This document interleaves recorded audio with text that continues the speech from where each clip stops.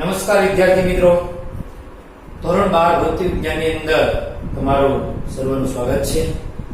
છેલ્લે મિત્રો આપણે દ્રવ્યોની અવરોધકતા ρ નો T પરનો આધાર વ્યવસ્થિત રીતે મિત્રો આપણે ભણ્યા હતા કે તાપમાન T ઉપર દ્રવ્યની અવરોધકતા એટલે ρ કઈ રીતે આધાર રાખે છે, તેમજ R નો પણ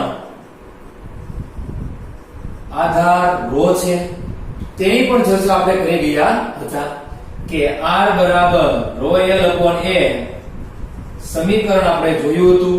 આ સમીકરણ પરથી કહી શકાય કે આ સમપ્રમાણ ρ બરાબર છે. તો દ્રવ્યની અવરોધકતામાં જેવો જ ફેરફાર થાય, જેવો ચેન્જીસ થાય તેવો જ ફેરફાર તે પદાર્થના અવરોધમાં પણ થાય છે, તે આ સમીકરણ દર્શાવી રહ્યું છે. આપણે મિત્રો એવું જોયું હતું કે T વધે પહેલા તો વાહકો કે જે ધાતુઓમાંથી બનેલા છે, એમાંથી બનેલા મિત્રો ધાતુ, આપણે કોપરની પણ વાત કરી હતી. T વધે તો ρ વધે તો મિત્રો ρ નો સીધો જ આધાર તે દ્રવ્યના અવરોધ ઉપર હોવાથી R પણ વધે. તેવી જ રીતે મિત્રો આપણે T ને ઘટાડીએ એટલે કે તાપમાન ઘટે, બરાબર છે. તો શું થાતું હતું? તો ρ પણ મિત્રો ઘટે. તો તેવી રીતે ρ સમપ્રમાણ સીધું જ મિત્રો R છે, તો R પણ મિત્રો ઘટે. પરંતુ મિત્રો કોપર, આયર્ન ને એલ્યુમિનિયમ જેવી ધાતુઓ માટે આ થઈ શકે. જ્યારે મિશ્ર ધાતુની વાત આવે ત્યારે પણ આવું થઈ શકે, પરંતુ આ ધાતુ અને મિશ્ર ધાતુમાં થોડું આવું થઈ શકે. પરંતુ આપણે લઈએ અર્ધવાહક ધાતુઓ જે સિલિકોન અને જર્મેનિયમ માંથી બનેલું હોય. સિલિકોન, જર્મેનિયમ મિત્રો જે છે એ તમે બધા જાણો છો કે જે અર્ધવાહકો છે. તો આની અંદર આની કરતા મિત્રો તદ્દન ઉલટો સંબંધ મળે આપણને. એટલે કે T વધે તો ઓટોમેટિકલી અવરોધકતા મિત્રો ઘટે, એટલે કે વાહકતા વધી જવી જોઈએ. અને R પણ મિત્રો શું થઈ જાય? ઓટોમેટિકલી ઘટી જાય. કારણ કે R નો સંબંધ સીધો જ અવરોધકતા સાથેનો છે. એવી રીતે મિત્રો T ઘટે તો ρ મિત્રો પાછું વધે. બોલો, ને ρ વધે એટલે આ વધે એટલે R વધે એટલે અવરોધે મિત્રો વધે. એટલે કે જો તાપમાન ઓછું હોય અથવા તો નીચું હોય તો ρ જે છે વધારે હોય, તેવી રીતે R વધારે હોય. એ કેવું શેમાં થાય છે? તો આવો એક અને માત્ર એક અર્ધવાહકો થાય છે. અર્ધવાહકોનો મિત્રો બહોળા પ્રમાણમાં ઉપયોગ જે છે ઇલેક્ટ્રોનિક્સ પરિપથો,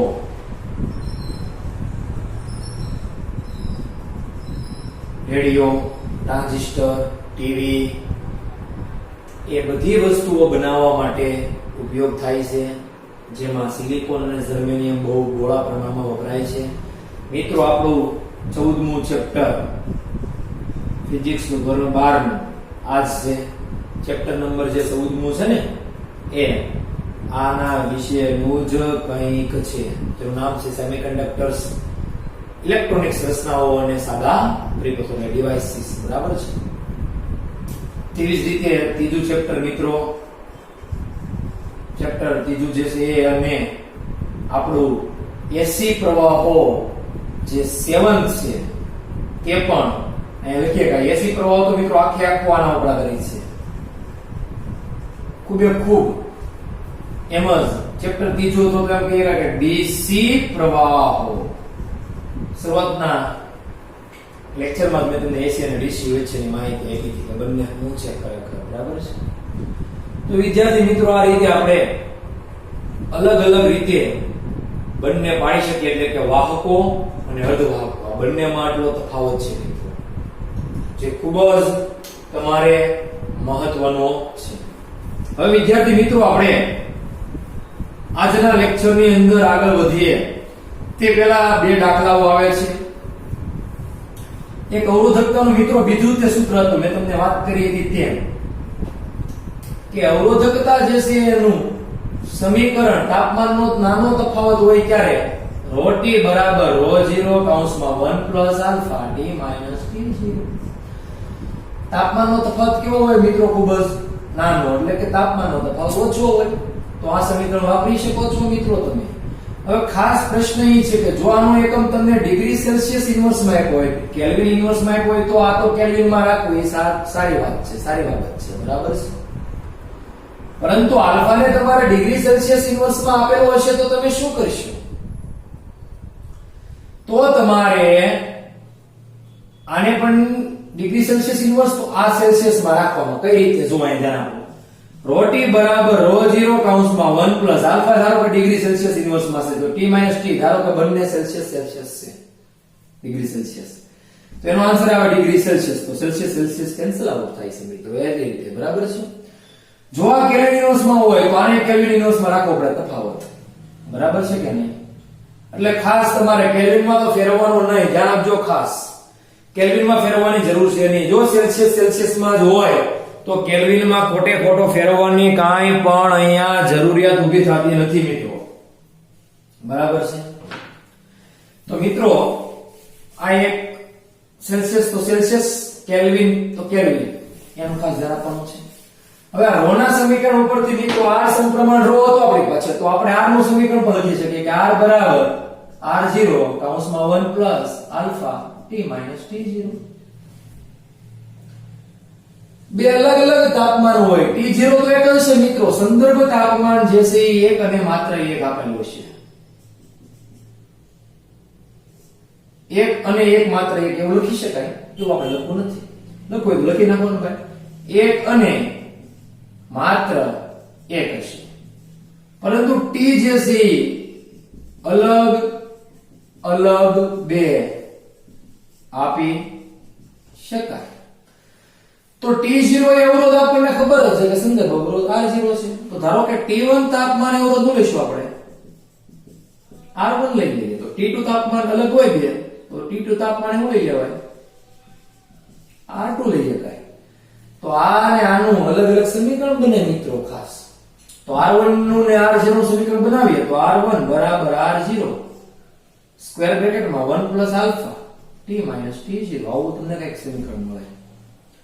તેવી રીતે તમે મિત્રો આનું લખો તો r2 બરાબર r0 1 પ્લસ આલ્ફા, પાછો અહીંયા t1 કહી દેવાનું, અહીંયા t2 માઈનસ t0 સમીકરણ. તો તમને મિત્રો બીજું સમીકરણ પણ મળી શકે ભાઈ, કેમ ન મળી શકે? આ બે સમીકરણને તમારે ઉકેલવા હોય તો બે વસ્તુ કરી શકો, કાં તો આ બંનેની બાદબાકી અને કાં તો બંનેને ભાંગી નાખો. તો બંને સમીકરણોમાંથી તમારે t1 અથવા t2 જોતો હોય તો મળી જાય, r1 અથવા r2 જોતો હોય તો મળી જાય. બાકીના બધા પાછા જ્ઞાત હોવા જોઈએ, બરાબર છે. કોઈ પણ એક અજ્ઞાત હોય તો આપણે વાંધો નથી, બે અજ્ઞાત હોય તો વાંધો નથી, કેમ કે આલ્ફા અને t1 કદાચ અજ્ઞાત હોય તો આલ્ફા આલ્ફા તો ભાગી જશે, ઉડી જાય, બરાબર છે. એવો પણ એક આપણે દાખલો આવશે જે આપણે જોવાનો જ છે મિત્રો, બરાબર છે. પરંતુ એની પહેલા આપણે જે છે તે આ વાત કરવી ખૂબ જરૂરી હતી, એટલે આપણે કરી નાખી છે. જુઓ હવે દાખલા નંબર આપણે મિત્રો પહેલા 3.3 જે છે તમને આ ઉદાહરણ નંબર આપેલો છે જોવાનો છે ખાસ. ટેક્સ્ટ બુક ની જરૂર મિત્રો આપણે દાખલો કયો રીતનો છે એ જોવા માટે જરૂર પડશે, અને બીજું કઈ કામ છે નહીં, બરાબર છે. તો પેલા રકમ જોઈએ. એક ઇલેક્ટ્રિક ટોસ્ટર છે. ટોસ્ટર એટલે શું બધું ખબર પડી જાય કે ટોસ્ટ બનાવવાનું મશીન. તમે ઘણા મૂવીમાં જોતા હો ને કે બ્રેડ હોય બે નાખી દે, સ્વિચ શરૂ રાખે, સ્વિચ દબે બીજી એની જે ટોસ્ટર ની એટલે સીધા બે કડકા વાયર આવે ટોસ્ટના, પછી ખાય નાસ્તો કરીને બધા જતા રહે. કેમ કે એની પાસે ટાઈમ નથી, જ્યારે આપણી પાસે ટાઈમ છે એટલે આપણે ભાખરીને એવું બનાવીએ વગેરે વગેરે, બરાબર છે. એ ટોસ્ટર મશીન છે. એમાં ગરમ કરવા માટે નિક્રોમ તારનો ઉપયોગ થાય છે. જ્યારે તેમાંથી અવગણ્ય પ્રવાહ પસાર કરવામાં આવે છે ત્યારે ઓરડાના તાપમાને મિત્રો ખાસ એક તાપમાન આપ્યું છે જેનું નામ છે ઓરડાનું તાપમાન. અને ટી કહી દઉં 27 ડિગ્રી સેલ્સિયસ આપેલું છે. જુઓ રકમની અંદર શું આપેલું છે? 27.0 ડિગ્રી સેલ્સિયસ. 27.0 લખવાની કઈ જરૂર નહીં, 27 ડિગ્રી સેલ્સિયસ કહી શકાય. તેનો અવરોધ આપેલો છે મિત્રો, એટલે કે R આપેલો છે રેઝિસ્ટર 75.3 ઓહમ મિત્રો. જ્યારે ટોસ્ટરને 230 વોલ્ટના ઉદ્ગમ સાથે જોડવામાં આવે એટલે કે વોલ્ટેજ જે છે મિત્રો 230 આપવામાં આવે ત્યારે એમાંથી અમુક સેકન્ડ બાદ પ્રવાહ 2.8 68 એમ્પિયર નો સ્થાયી વહી જાય છે, એટલે કે 2.68 એમ્પિયર સ્થાયી પ્રવાહ પસાર થાય છે એવી વાત કરેલી છે. આગળ શું કહે છે? તો નિક્રોમના તારનું સ્થાયી તાપમાન કેટલું, એટલે કે આ જે સ્થાયી પ્રવાહ વહે છે તો આ સ્થાયી પ્રવાહ માટેનું તાપમાન હું T કહું તો T કેટલું છે. પછી શું વાત કરી છે? નિક્રોમ માટે સંકળાયેલ તાપમાનના ગાળા પરનું સરેરાશ અવરોધનું તાપમાન ગુણાંક આપેલો છે, ટેમ્પરેચર કોએફિશિયન્ટ આલ્ફા 1.70 ગુણ્યા 10 ની -4 ડિગ્રી સેલ્સિયસ ઇન્વર્સ.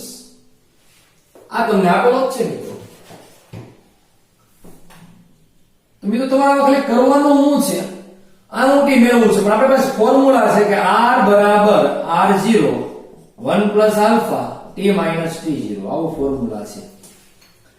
તો આમાં જે છે એ ઓરડાનું તાપમાન એટલે મિત્રો સંદર્ભ કહી દો, અમે પેલું જ છે ને ઓરડાનો સંદર્ભ જ થશે. પછીનું તાપમાન કંઈક થશે એ તમારે મેળવવાનું છે. ક્યારે? તો મેં સ્વિચ શરૂ કરો ટોસ્ટરની અને વોલ્ટેજ તમે આપો 230, પ્રવાહ વહે 2.68 એમ્પિયર નો, ત્યારે 2.68 છે 2.68. તો મિત્રો આપણી પાસે T મેળવવાનો છે, R પણ આપણી પાસે નથી, પણ V અને I ઓહમનો નિયમ અહીંયા લગાડો. અહીંયા જે છે તમે ઓહમનો નિયમ વાપરો. ઓહમ પરથી શું કહી શકાય? R બરાબર V upon I થાય ને, એટલે કે 230 છેદમાં 2.68, જે જવાબ આવે તમારે R આવશે. R આવશે મિત્રો તમારે 85.8 બરાબર છે.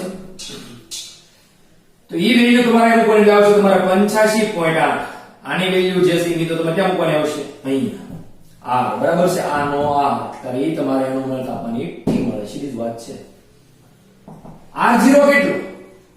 75.3. 1 પ્લસ આલ્ફા કેટલું? 1.70 into 10 to -4. શેમાં છે? ડિગ્રી સેલ્સિયસમાં છે. ઇન્વર્સ બરાબર છે. તો ટેમ્પરેચર પર તમારે સેલ્સિયસમાં રાખવું પડશે. આ જે છે મિત્રો તમારી પાસે છે 27 નું 27 જ રાખવાનું છે, કેલ્વિનમાં બદલાવતા નહીં, નહીતર લોચો પડી જશે. હવે આનું સ્વરૂપ આપવા માટે મિત્રો તમારે આવું કરે કે આને ભાગી નાખાય, એટલે 85.38 divided by 75.3 રેડી બરાબર 1 પ્લસ 1.70 into 10 to -4 કૌંસમાં T -27 અને મોટો કૌંસ તો છે તે સ્ક્વેર બ્રેકેટ્સ. હવે આ ભાગી નાખો અને જે આન્સર આવે તે આનો આન્સર તમે લખશો. રેડી કે નહીં? આ ભાગશો એનો આ 1 છે અને તમે આ બાજુ -1 થાય તો વધે 1.70 ગુણ્યા 10 ની -4 T -27. હવે આને ગુણાકારમાં આ છે એટલે શું કરાય? સીધી જ વાત છે કે ભાગવું પડે પાછું. તો આન્સર -1 જે આવે આનો આન્સર -1, તો એને તમારે પાછું એ પ્રશ્ન ચિહ્ન કરી નાખવું. જે જવાબ આવશે જમણી બાજુ, ડાબી બાજુ જે આવે એનો જવાબ હું પ્રશ્ન ચિહ્ન કરું છું. 1.70 ગુણ્યા 10 ની -4 T -27 ડિગ્રી સેલ્સિયસ છે. અને જે ભાગશો એટલે કે જે જવાબ એને ભાગો એટલે 1.70 ગુણ્યા 10 ની -4 બરાબર T -27 ડિગ્રી સેલ્સિયસ. જે ભાગવાનો જવાબ આવે એ 10 ની 4 ઉપર એટલે પ્લસ થાય એને આપી દેવાની, કેમ કે 27 પ્લસ 10 ની 4 ઘાત તો કોઈ દી સરવાળો થાય, ઘાતો સરખી હોય તો સરવાળા બાદબાકીમાં ખાસ ધ્યાન આપજો. તો T ને તમે કરતા બનાવજો. 27 ના બાજુ આવજો એટલે તમારો ઉત્તર આવશે 847 ડિગ્રી સેલ્સિયસ. મિત્રો કંઈક મને યાદ રહી ગયો છે આન્સર ઘણા સમયથી, બરાબર છે. 847 ડિગ્રી સેલ્સિયસ આન્સર આપશે. તમારે આ રીતે મિત્રો એની પ્રોસેસ બધી કરવાની છે, સાદું રૂપ આપવાનું છે, બરાબર છે. તમારો આન્સર આવી જશે T બરાબર 847 ડિગ્રી સેલ્સિયસ. કારણ કે ઘણી વખત મેં દાખલો ગણેલો છે, ગણાવેલો છે, એટલે મને યાદ આન્સર રહી ગયેલો છે, બાકી ગોખેલો નથી આન્સર, બરાબર છે. હવે મિત્રો આગળ નો દાખલો એટલે કે 3.4 આપણે જોઈ. થોડોક લાંબો છે પણ બહુ મસ્ત છે, સમજવામાં મજા આવે એવો કેવો છે. ઉદાહરણ નંબર 3.4. ટેક્સ્ટબુક ની રકમ જોવા માટે તો જરૂર પડશે ને રકમ પણ ટેક્સ્ટબુક બધા પણ સાથે રાખજો મિત્રો. ઘરે જ્યારે આ દાખલા જો ત્યારે રકમ સમજાશે તો દાખલો ફાવશે. 3.4 પ્લેટિનમ અવરોધ ધરાવતા થર્મોમીટરમાં, થર્મોમીટર છે તેમાં પ્લેટિનમ છે, એનો અવરોધ ધરાવે છે. એવો એક પ્લેટિનમ તારનો અવરોધ બરફના તાપમાને, બરફનું તાપમાન એટલે આપણે એમ કહી દઈએ લખી નાખે બરફના અથવા બરફનું તાપમાન T બરાબર 0 ડિગ્રી સેલ્સિયસ હોય, બધા યાદ જ છે, લખવાની જરૂર છે નહીં. એનો અવરોધ આ આપેલો છે મિત્રો 5 અથવા તો પેલું જ છે એટલે તમે કહી શકો T0 R0 અને બરફ જે સંદર્ભ લીધું છે આપણા લોકોએ. વરાળના તાપમાને વાત કરી છે મિત્રો, તો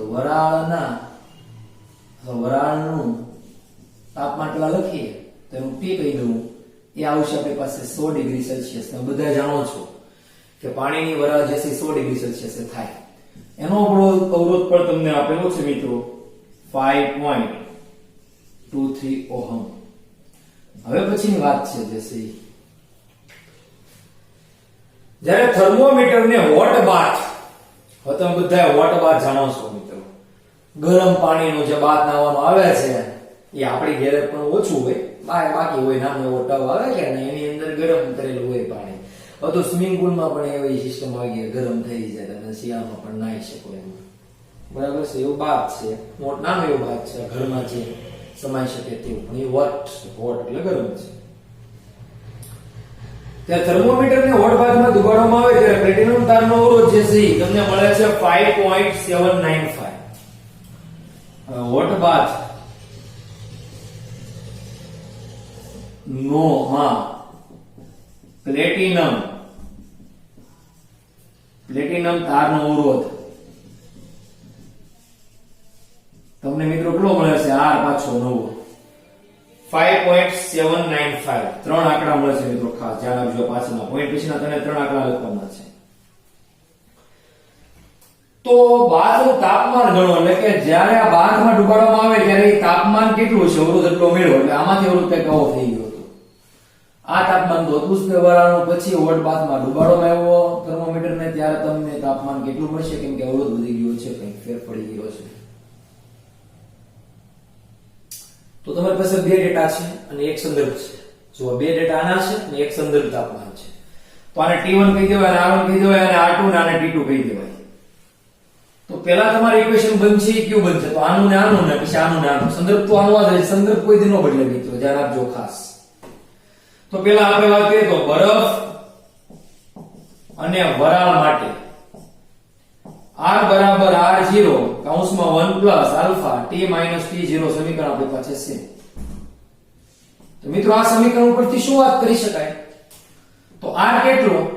તો હું કહી દઉં R1 અહીંયા, R0 અને T1 રેડી કે નહીં? જો તો થઈ ગયું રેડી.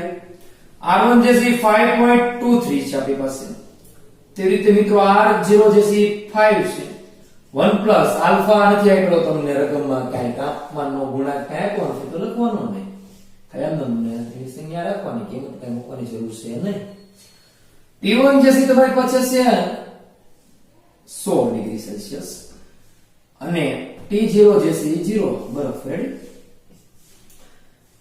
આની અંદર ગુણી જ નાખો એટલે 5.23 બરાબર 5 પ્લસ 100 આલ્ફા. સમીકરણ 1 થઈ ગયું. આ વાત થઈ ગઈ તમારા બરફ અને તેથી ભૂલતા નહીં પાછા વરાળ માટે. હવે બીજા માટે વાત કરવાની છે મિત્રો, બરફ અને હોટ બાથ માટે. કેમ કે સંદર્ભ જે છે આ છે, જ્યારે હોટ બાથ જે છે એ તમારું મેન તાપમાન છે. તો આ સૂત્ર તો આપણી પાસે સામાન્ય આ જ છે, R બરાબર R0 કૌંસમાં 1 plus alpha T minus T0. પરંતુ આ સમીકરણ જે છે મિત્રો એમાં તમારે થોડું કાર્ય કરવું પડશે. અહીંયા R2 કેવો પડશે? R0 સંદર્ભ એકદમ રહેશે, 1 પ્લસ આલ્ફા નો બદલે અને T2 થઈ જશે. કેમ કે હોટ બાથ માટે આપણે R2 T2 લીધું છે, T2 તમારે ફાઇન્ડ કરવાનું છે. R2 જે છે 5.795 મિત્રો થશે. R0 તમને 5 આપેલો જ છે કૌંસમાં 1 પ્લસ આલ્ફા n નો n.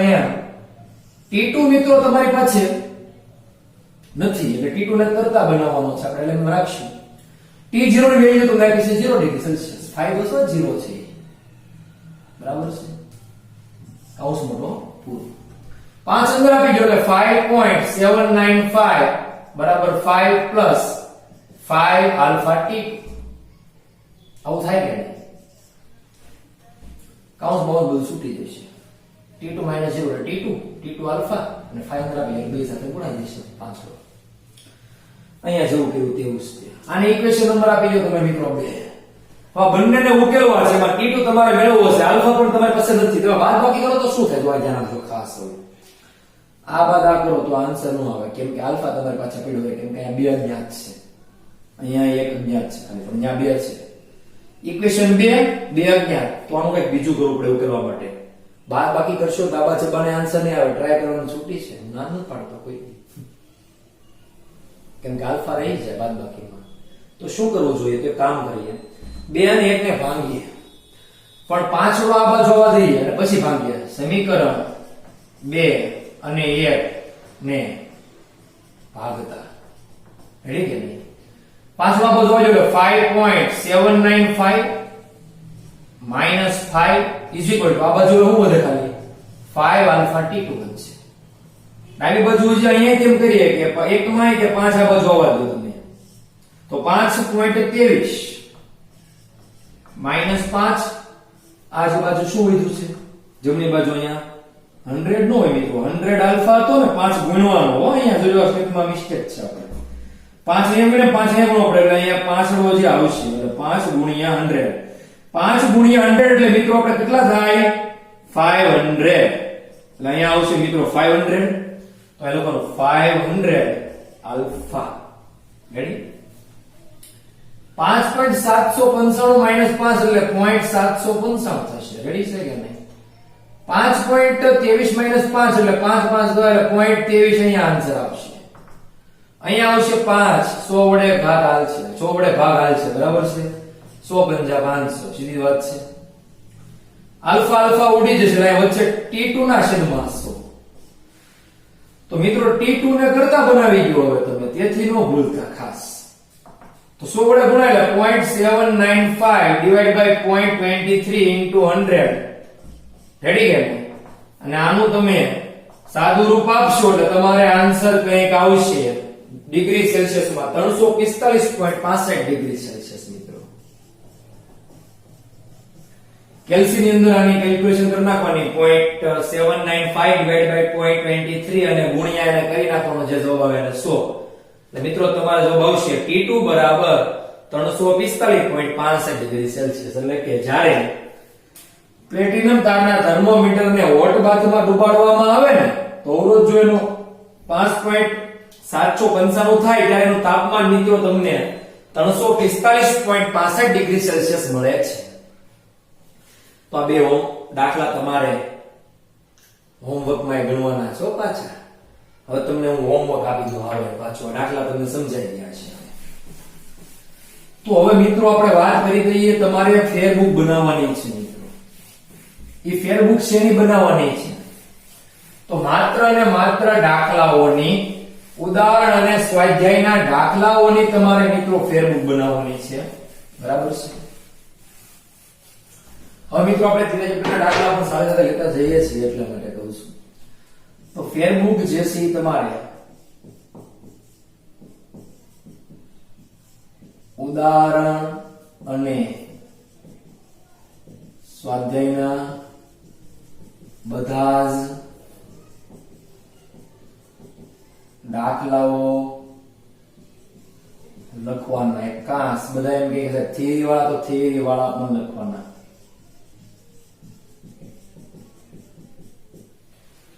એટલે ફેરબુક જે છે એની અંદર તમારે એટલી વસ્તુ મિત્રો કરવાની. આજનું હોમવર્ક આ સાથે સાથે કરતા જ રહેજો, ફેરબુક બનાવતા રહીશો, બરાબર છે? તો સારું રહેશે. તમારે બનાવી જ નાખવાની છે. હોમવર્ક ની અંદર ઉદાહરણ 3.3 અને 3.4 બે વખત લખવાના, બરાબર છે? તમને જે રીતે વાત કરે એ રીતે તમારું હોમવર્ક પછી સબમિટ કરાવવાનું છે. એક જ બુકમાં લખવાનું છે, તમને બધાને ખબર હશે. બધા જ વિષયનું લેશે, તમારે એક બુકમાં લખવાનું, ખાલી તારીખ મારી દેવાની. તો આ રીતે મિત્રો તમારે ફેરબુક પણ બનાવવાની છે. ઉદાહરણ અને સ્વાધ્યાયના બધા જ દાખલાઓ ફેરબુકમાં લખવાના છે. આપણે ચેપ્ટર નંબર 3 થી શરૂઆત કરી દેવી લખવાની, બરાબર છે? હોમવર્ક ની અંદર તમારું ઉદાહરણ 3.3 અને 3.4 બે વખત લખવાનો છે દાખલો, બરાબર છે? બીજી કઈ વાત છે બે વખત લખ્યું છે મેં, તમને સમજાઈ જાય એ રીતે જ. તો મિત્રો આજે આપણે એટલું રાખીએ. આગળ આપણે પાવરની વાત કરીશું મિત્રો. કાર્ય દ્વારા યાદ હોય તો તમને પાવર એકમ સમયમાં થતા કાર્યને પાવર કહેવામાં આવે છે. એ બધી ચર્ચા હવે આપણે આવશે. પણ હવે જે ચર્ચા આપણે મિત્રો આવશે વિદ્યુત પાવરની આવશે. ઓલામાં જે છે એ આપણે યાંત્રિક પાવરની વાત કરી હતી. બરાબર છે? તો મિત્રો એટલું આપણે અહીંયા રાખીએ છે દિવસ પૂરતી.